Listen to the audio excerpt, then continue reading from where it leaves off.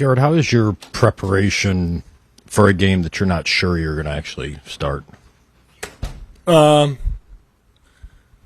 I mean, I just assume I'm going to start it. So, yeah. Other questions? We'll go to Yvonne right here. We'll get you the microphone.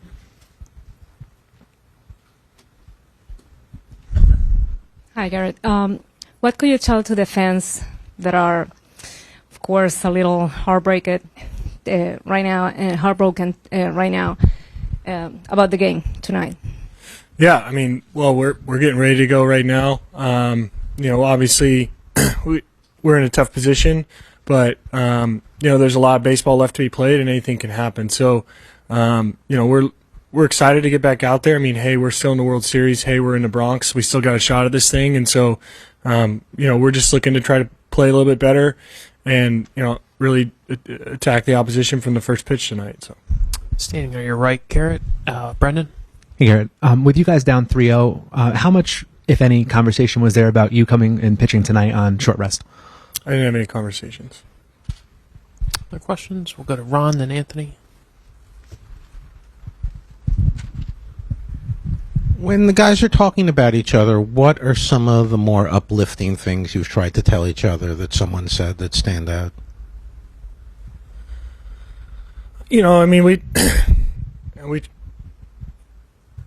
I think we try to, just remind ourselves that anything can happen. I mean, we've been telling ourselves a lot, really rather if we're up or down, there's a lot of baseball left, just to try to keep us, in the zone, in the moment, focus, regardless of, what the results are dictating. So there's a lot of that.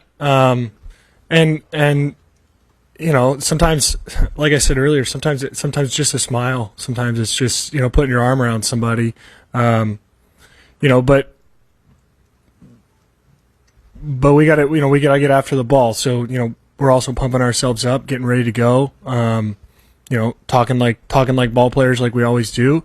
Getting ourselves ready for the first pitch. I mean, we're all creatures of routine for 7.5 months, and there's a similarity to every day.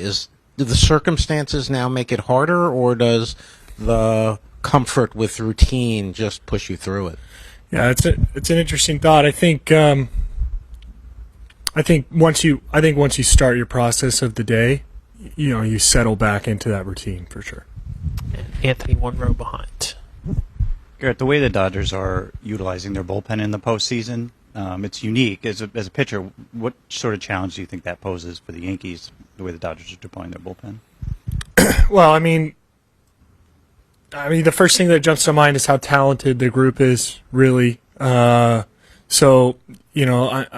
strategy from my perspective would be to, limit the amount of looks that certain hitters get at certain pitchers, play matchups, whatever in your favor. And then I think the cherry on top is that, they really have a lot of good options. So there doesn't seem to be a real weak spot in their approach because of the talent that they have. So,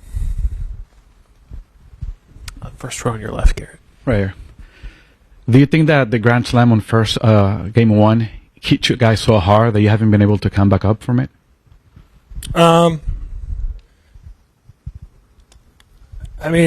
necessarily. We probably would have liked to have created more opportunities to score, since then along the way.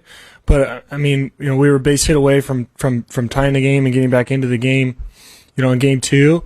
And then, last night, I think, it's a World Series. You got to sometimes give credit to your opponent. Walker was on his game and used a 2-run lead in the first inning from Freddie's strike again to keep attacking the strike zone and put the pressure on us. So, I feel like even though, that was a historic and a bit of a gut punch in game one, it doesn't really affect our motivation going forward. We're coming in and we're working and we're being diligent about our process. So, we've done a good job of flushing, the bad stuff over the course of the year and been resilient. And trying to stay even keeled, when things are really going well as well, just to not get ahead of ourselves. So I like our process in that regard, and to me it seems that we're following that. So Go to the second row with John. We've all spoken plenty about the ways that you're able to help the pitchers on your team, even when you're not starting. But just like to give one example,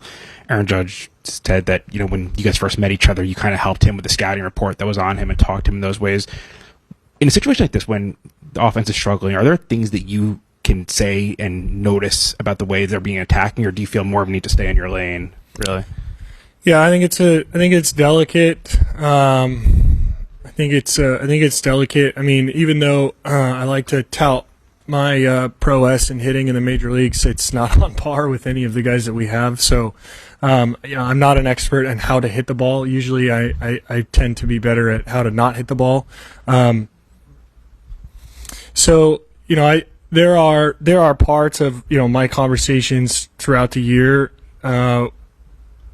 with everybody that the objective is really just not to change that, right? So, in no way am I going out of my way to like add to any of the extra voices. I mean, we have a lot of really qualified people who know exactly what they're doing, and sometimes I think in that regard, saying less, instills maybe just a bit more trust in the individual too. I mean, it's not like we're apart and we're not speaking in terms of the team in general, but I mean, it is a fine line, like you alluded to. So it's probably about sticking to what you normally do, and maybe sometimes less is more. Okay, Dave in the next row.